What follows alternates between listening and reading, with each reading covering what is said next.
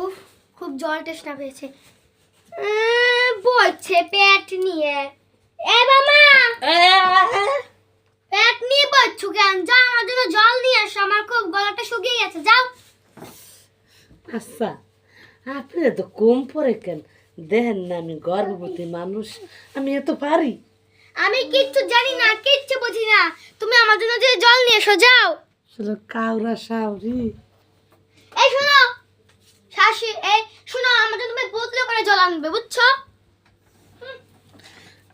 সবসময় শুধু পেট নিয়ে বসবে। দাঁড়ান। দাও।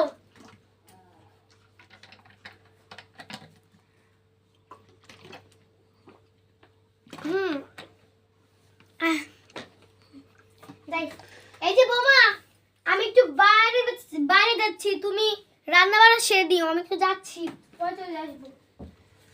উফ, রান্না করবো কি? ও মিস,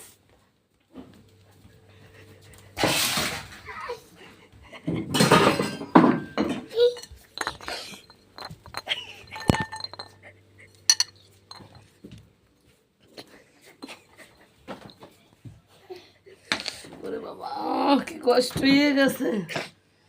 যাই, কাউরা শরীর নাই, এই ভেগে একটু খাই, বাচ্চারা নাহলে কষ্ট পাবে। সারাদিন খাড়া, একটু কিচ্ছু খাইতে না, এই ভেগে একটু খাই। কোথায় নাই কাউরা হরি, বাবা পেটের বাচ্চাটা কষ্ট পাবে, আমি খাইয়ে লই। আরে বাবা, তুই কি করছো? সারাদিন তো খাইতে করো।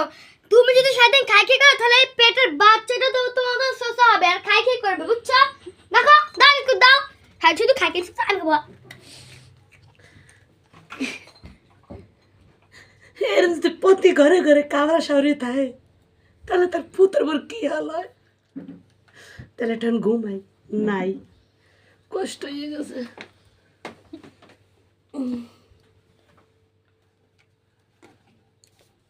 আরে বৌমা, ঘরের কাজকর্ম করবে কি? আমি সারাদিন শুধু খাবে ঘুমাবে, কোনো কাজকর্ম করবে না ঘরে। হ্যাঁ, যা দিলাম একটা বসাও।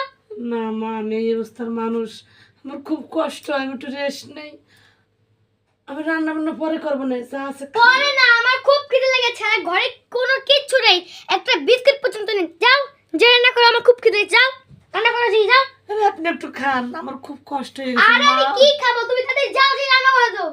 খালি শুধু ঢং, খালি খাবে আর ঘুমাবে।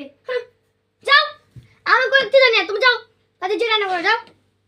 কাউরা হরে থাকলে কি হয় অবস্থা? আমি গর্ভ অবস্থা, তবু আমার কষ্ট বোঝে না।